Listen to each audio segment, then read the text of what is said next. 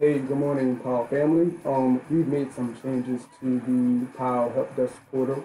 Whenever you're coming in to put in a ticket, most things are the same. It's just some minor tweaks that we implemented just to help us get your tickets routed to the correct personnel the first time. So when you come in, of course, you're going to put in the normal information like you would filling out because everything's going to be filled for you. But when you get to request type, the options have changed a little. So now we have a few different ones. We have project, network, application, fleet, website, suggestions, continuing education, password recovery. So based off of what you need here, this will give you your subtype.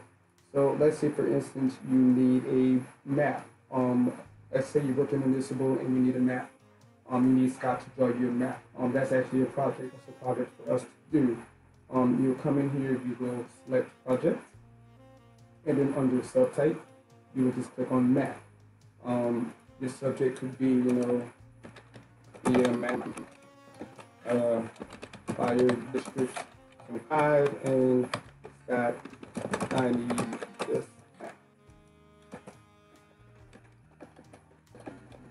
All right, and then when you submit it, that's how the ticket will go through. So just take a second, you guys, go through